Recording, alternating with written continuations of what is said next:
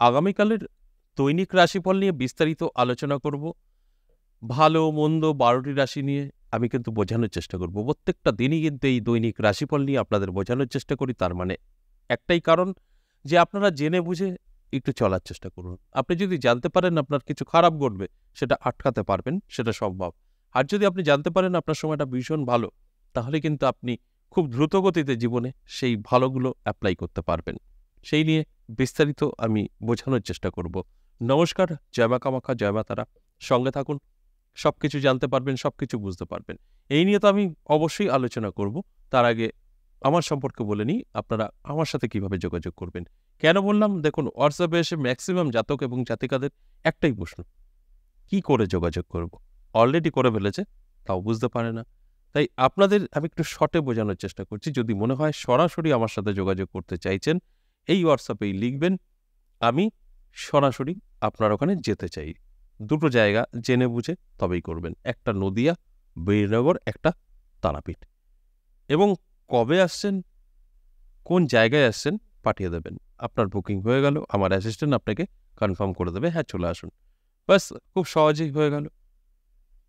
কবে কবে পাবেন সেটা বলে দেই। দেখুন, আমার যে নিজের মন্দির নদিয়া বীরনগর ৩ দিন পেয়ে যাবেন, সোম মঙ্গল বুধ।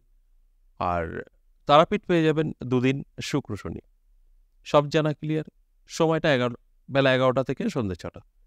এবার যারা বহু দূর থেকে দেখছেন, আসা সম্ভব না, কি কোনো রকম আপনারা আসতে পারবেন না এই দুটো জায়গায়, সেখানে অনলাইন আপনাদের একটাই আছে রাস্তা। তারাও কিন্তু এই হোয়াটসঅ্যাপে আসবেন, ভয়েস বা লিখবেন, আমি অনলাইন কনসাল্ট করাতে চাই বা অনলাইনে আপনাকে আমার হাতটা দেখাতে চাই বা আমার সমস্যা নিয়ে আলোচনা করতে চাই। অবশ্যই আমার অ্যাসিস্ট্যান্ট আপনাকে সিস্টেম পাঠিয়ে দেবে। সেই সিস্টেমে আসলে এখান থেকেই কল করা হবে এবং আমি আপনার সাথে কথা বলব। আপনি যতক্ষণ কথা বলতে পারবেন, কোনো টাইম নেই। এবং সঠিক পরামর্শ এবং প্রতিকার অবশ্যই আপনি পাবেন। তাহলে অনলাইন, অফলাইন দুটোই জানা হয়ে গেল। এবার কোন ধরনের সমস্যা এখান থেকে সমাধান করা হয়? দেখুন, বর্তমান পরিস্থিতিতে যেটা আমাদের সবচাইতে বেশি ফেস করতে হচ্ছে, সেটা অবৈধ সম্পর্ক। প্রেম, ভালোবাসা, বিচ্ছেদ, বশীকরণ, শত্রুদমন, ব্যবসায় সফলতা, চাকরিতে সফলতা, বিবাহিত জীবনে সফলতা। এগুলো কিন্তু আপনারা ঠিকঠাক অ্যাডজাস্ট করতে পারবেন। এছাড়াও আরও অনেক কিছু আছে যেগুলো প্রকাশ্যে বলা যাবে না। সাক্ষাতে আসলে আপনারা জানতে পারবেন। তাই যারা আমার সাথে সরাসরি যোগাযোগ করতে চাইছেন বা বাড়িতে বসে অনলাইন কনসাল্ট করাতে চাইছেন বা আপনারা আপনাদের সমস্যার সমাধান করবেন কিভাবে, পরামর্শ চাইছেন, তাহলে এই ২ ভাবে আপনারা যেকোনো একটি বেছে নিয়ে, যে ২ ভাব বললাম অনলাইন, অফলাইন, ঠিক সেই প্রসেস মানে সিস্টেম অবশ্যই ফলো করতে হবে। প্রসেস কমপ্লিট করে আপনি কিন্তু আমার সাথে সাক্ষাৎ করতে পারবেন বা অনলাইন বাড়ি বসে আপনার প্রেডিকশন করাতে পারবেন। আশা করি বোঝাতে পেরেছি। এবার আসুন দৈনিক রাশিফল নিয়ে বিস্তারিত আলোচনা করব। ১২টি রাশির জাতক জাতিকাদের অবশ্যই কোনো না কোনো রাশির তো সমস্যা আছেই। কারণ সবার ভালো থাকতে কখনোই পারে না, আবার সবার খারাপ থাকতেও পারে না। তাই ভালো এবং খারাপ দুটো দিকই কিন্তু আমাদের কাজ করে। তাই সেখানে কিন্তু অবশ্যই অ্যালার্ট থাকতে হবে। আর অ্যালার্ট করার জন্যই আমার এই আলোচনা। আসুন প্রথমেই মেষ রাশি দিয়ে বলি। মেষ রাশির জাতক জাতিকাদের দিনটি আগামীকাল শুভ।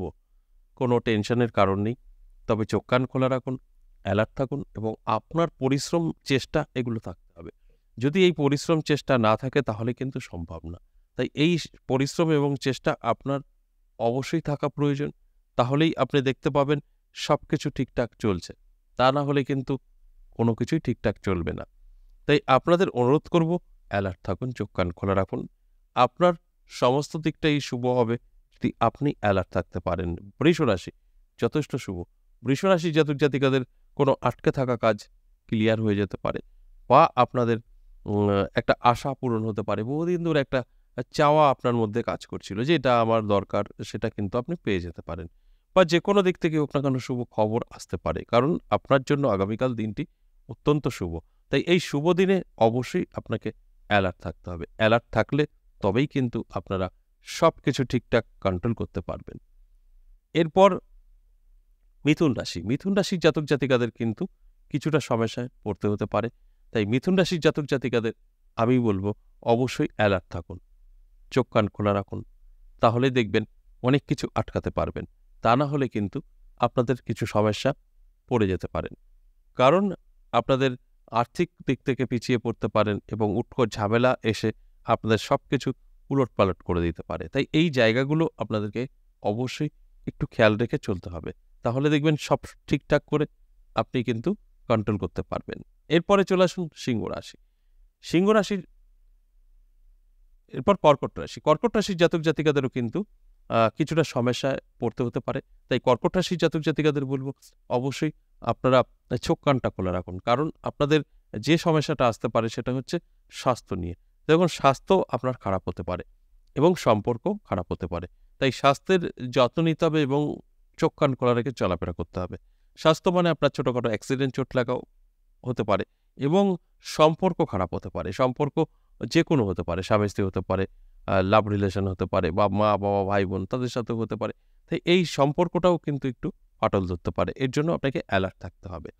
এরপর সিংহ রাশি। সিংহ রাশির জাতক জাতিকাদের অতি শুভ।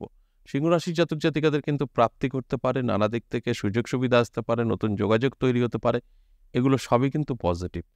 আমি শুধু বলব সিংহ রাশির জাতক জাতিকাদের যে অ্যালার্ট থাকুন। দেখবেন আপনারা অনেক কিছু জানতে পারবেন, অনেক কিছু বুঝতে পারবেন, যেগুলো আপনার জীবনকেই বদলে দিতে পারে।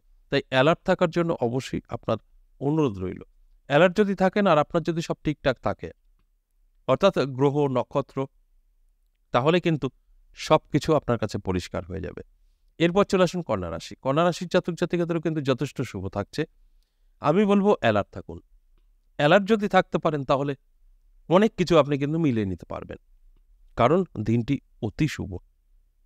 নতুন কোনো ব্যক্তির সাথে পরিচয় হতে পারে, আপনার আটকে থাকা কাজ ক্লিয়ার হতে পারে এবং আপনার জীবনে দেখবেন হঠাৎ করে কিছু অর্থও আসতে পারে। তাই এটা অনেক বড় পাওয়া।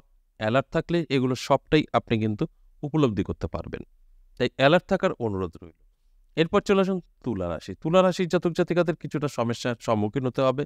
কারণ আর্থিক দিক থেকে আপনি পিছিয়ে পড়বেন, ইনকাম কমে যাবে, চাপ সৃষ্টি হবে। তাই এই জায়গাগুলো আপনাকে ফলো করতে হবে। তবেই কিন্তু অনেকটা ভালো থাকতে পারবেন। তা না হলে কিন্তু সম্ভব না। তাই যতটা আপনি এগুলোকে আ এড়িয়ে যেতে পারবেন ততটা সেফ থাকবেন। যে কারণে আমি সবার ১ম এ বলি, আমরা যদি জানতে পারি যে আমাদের এই দিকগুলো খারাপ, সেগুলো আটকাতে পারি। আর যদি জানতে পারি এই দিকগুলো আমার জন্য ভীষণ ভালো, সেগুলো আমরা খুব দ্রুত গতিতে লুপে নিতে পারি, আমাদের জীবনে এপ্লাই করতে পারি। তাই আমি এই রাশিফল আলোচনাগুলো করার উদ্দেশ্য একটাই, আপনাদেরকে অ্যালার্ট করি। তাই অ্যালার্ট থাকলে আপনারা কিন্তু অবশ্যই এগুলো সবকিছু সামলাতে পারবেন। সবকিছু আপনি কিন্তু গুছিয়ে নিতে পারবেন। এরপর চলে আসুন বৃশ্চিক রাশি। বৃশ্চিক রাশির জাতক জাতিকাদের কিন্তু যথেষ্ট শুভ সময় থাকবে। আপনাদের কিন্তু কোনো না কোনো দিক থেকে সুযোগ আসবে, যোগাযোগ হবে।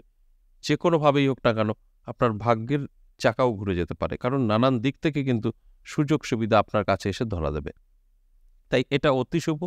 এর জন্য আপনাকে কি করতে হবে? অ্যালার্ট থাকতে হবে। অ্যালার্ট থাকলে এগুলো কিন্তু সম্ভব। অ্যালার্ট না থাকলে কখনোই আপনার এগুলো হবে না। তাই অ্যালার্ট থাকার জন্যই এই আলোচনা।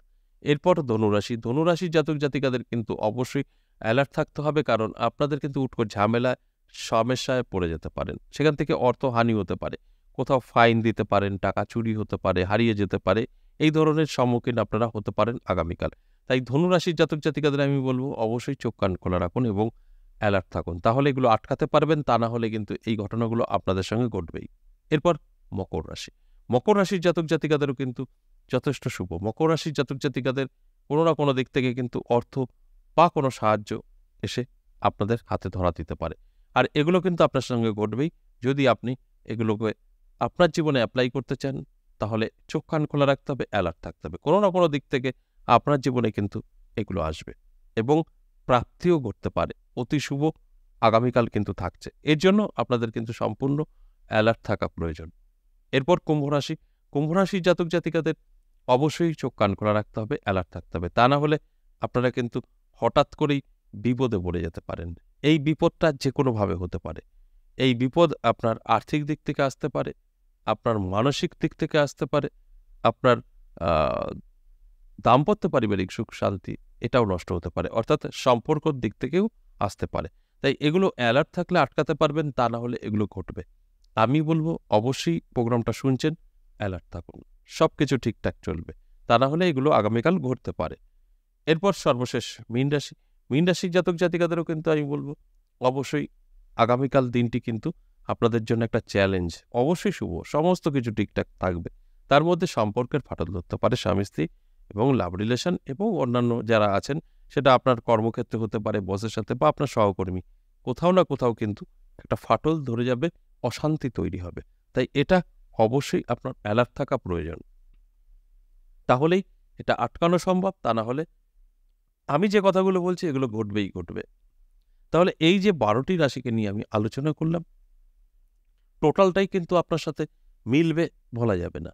আপনাদের যদি সব ঠিকঠাক থাকে তাহলেই মিলবে, যদি সব ঠিকঠাক না থাকে মিলবে না। ঠিকঠাক বলতে কি, গ্রহ, নক্ষত্র এবং আপনার চাহিদা, আপনার চাওয়াটা যদি সঠিক না থাকে, আপনার চাহিদা যদি না থাকে, আপনি কিন্তু পাবেন না। কারণ আমরা যা চাইবো কিছু তো পাবো, চাইলামই না কি পাবো? কিছুই পাবো না। তাই দেখা গেল অনেকেরই গ্রহ ঠিক থাকে, সব ঠিকঠাক থাকে, কিন্তু চাহিদা নেই। এই যা আছে ভালো আছে, চাহিদা নেই। তাহলে কি হবে? কর্মের জোর দেবেন না, পরিশ্রম করবেন না, কিছুই হবে না। চাহিদা থাকবে, গ্রহ ঠিকঠাক থাকবে, সব ঠিকঠাক যখনই থাকবে তখনই এই আলোচনাগুলো মিলবে। তাছাড়া কিন্তু মেলা সম্ভব না। আশা করি বুঝতে পেরেছেন। আজ এ পর্যন্তই, আবারও আসবো নেক্সট ভিডিও নিয়ে। ততক্ষণ ভালো থাকুন। নমস্কার।